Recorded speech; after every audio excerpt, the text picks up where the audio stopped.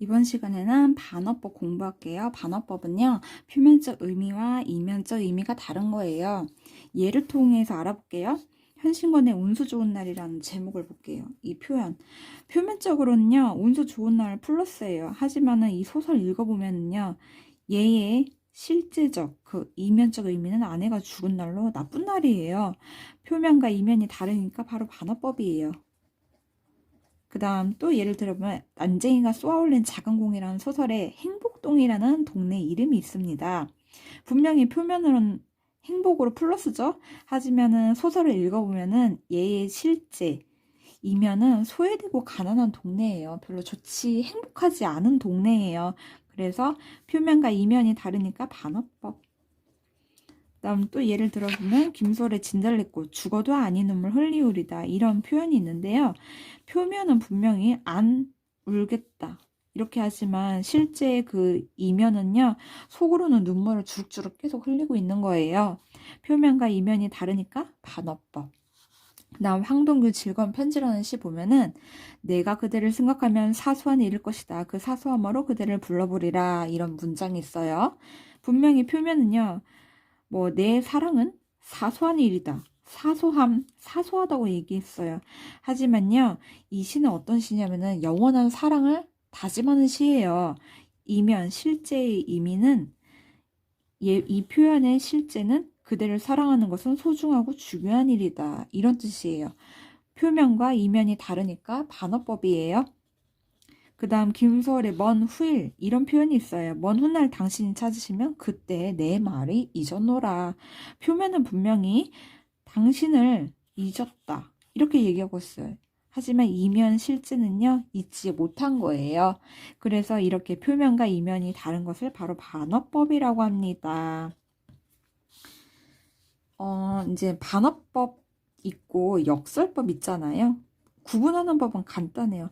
반어법은요, 이렇게 이런 표현 자체에 모순이 없었잖아요. 모순 없어요. 표현만 딱 보면은 모순 없어요. 근데 역설법은 이 표현에 모순이 있다고요.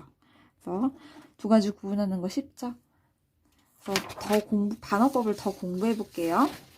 김강구의 상행이라는 시가 있는데 2014년 학평에 나왔어요. 반어법 때문에 나온 시예요. 반어법. 이 시는 진짜 반어법이 엄청 많이 쓰인 시거든요. 그래서 공부를 해볼게요.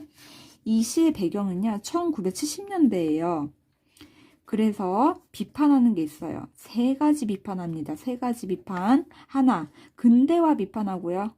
두 번째, 군사 정권의 독재 비판하고요. 그 다음 세 번째, 소시민 비판합니다. 비판하는 거 세 가지 알아두고요. 그 다음 어떤 상황이냐, 너라는 애가 있어요. 얘가요, 상행 열차를 타고 어디 가요? 서울 가는 길이에요. 서울 가는 길이에요. 이런 상황이고요. 이 시에서 중요한 게 있어요.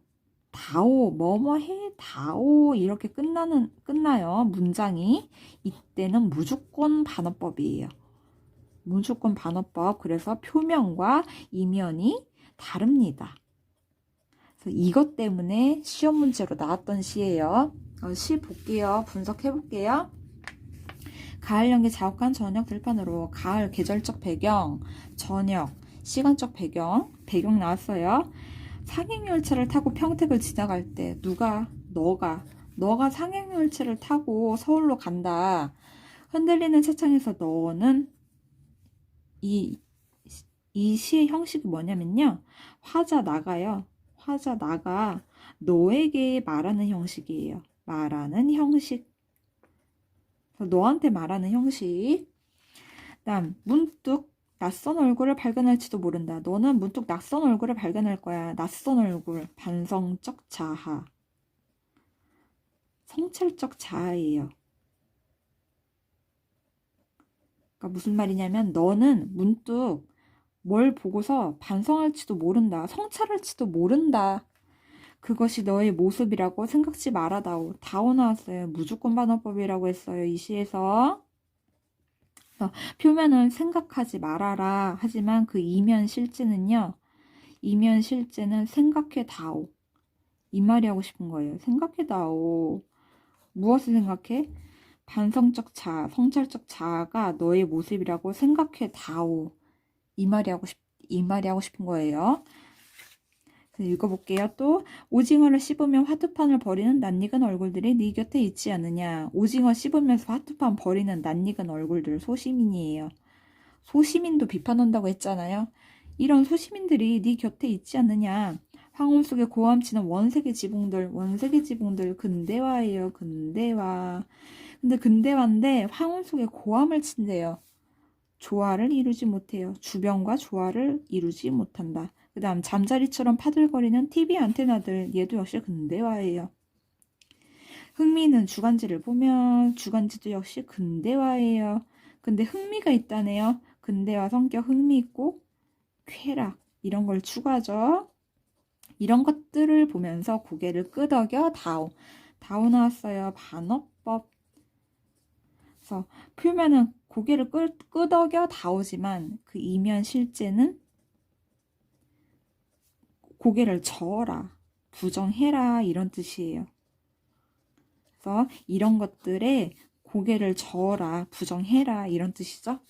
농약으로 지식한 풀벌레의 울음 같은 농약으로 지식했대요. 근대화로 파괴된 자연이에요.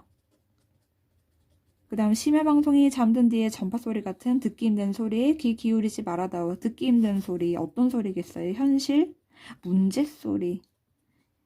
여기에 귀 기울이지 말아다오. 다오 반어법 나왔네요. 이면 실제는 뭐겠어요? 표면은 귀 기울이지 말아라. 이면은 귀 기울여라. 기울여라. 현실 문제 소리에 귀 기울여라. 이게 진짜 드러내고 싶은 뜻이에요. 학성기마다 울려나오는 힘찬 노래와 노래 어떤 노래겠어요? 새벽종에 울렸네 그 노래예요. 고속도로를 달려가는 자동차 소리는 얼마나 경쾌하냐. 자동차 소리 근대화예요. 근대화. 얼마나 경쾌하냐. 반어법 쓰였습니다. 표면은 경쾌하다. 얼마나 경쾌해. 경쾌하다. 근데 이면 그 실제는 뭐예요? 경쾌하지 않다라는 뜻이잖아요. 경쾌하지 않아. 그 다음 얘부터 인생은 여행에 비유되었으니 맥주나 콜라를 마시며 향락적인 태도로 향락적 태도죠. 향락적인 태도로 즐거운 여행을 해다오. 다오 반어법 쓰였어요. 반어법. 표면은 즐거운 여행을 해라 이렇게 말하지만 그 이면 실제는 향락적 태도를 비판합니다. 태도 비판. 되도록 생각을 하지 마라 다오. 반어법. 표면은 생각을 하지 말아라. 하지만 그 이면 실제는 생각을 해 다오. 그 다음 놀라울 때는 다만 아라고 말해 다오. 다오 반어법 쓰였습니다. 놀라울 때는 다만 그냥 아라고 말해라. 하지만 그 이면 실제는 놀라울 때는 할 말을 해라. 이런 뜻이겠죠. 할 말을 해라. 그래서 표면과 이면이 다르니까 반어법이에요. 반어법. 보다 긴 말을 하고 싶으면 침묵을 해다오. 반어법. 표면은 침묵해라. 이면 실제는 침묵하지 말아다오. 침묵이 어색할 때는 오랫동안 가뭄 날씨에 관하여 아르헨티나의 축구 경기에 관하여 성장하는 GNP와 증권 시세에 관하여 이거 볼게요. 오랫동안 가뭄 날씨 이거 뭐예요? 맨날 하는 그런 상투적인 이야기. 상투적 이야기요. 그 다음에 아르헨티나의 축구 경기 우리와 상관없는 이야기예요. 상관없는 이야기. 그 다음 성장하는 GNP 증권 시세 외형적 지표 경제 이야기 이런 거에 대해서 이야기해 다오. 반어법이죠. 실제 이면은 이야기하지 말아라. 이런 거에 대해서 이야기하지 말아라. 좀 더 중요한 이야기를 해라. 이런 뜻이에요.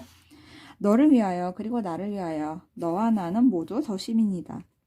그래서 이 시는 소시민도 비판한다고 했죠. 왜 비판해요? 위하여 소시민이 자신의 안위만을 생각하는 소시민 비판하고 있어요. 또 이런 말도 쓸 수 있죠. 현실에 안주 순응하는 소시민 비판. 비판한다. 이렇게 볼 수 있어요. 그래서 정리해 볼게요. 이 시는요, 반어법 때문에 그 모의고사에 나왔던 시예요. 그래서 표면과 이면이 다른 반어법 쓰였다는 거 알아두고요. 비판하는 거 세 가지. 근대화 비판, 군사 정권의 독재 비판, 소시민 비판하고 있다는 거 알아주시면 돼요.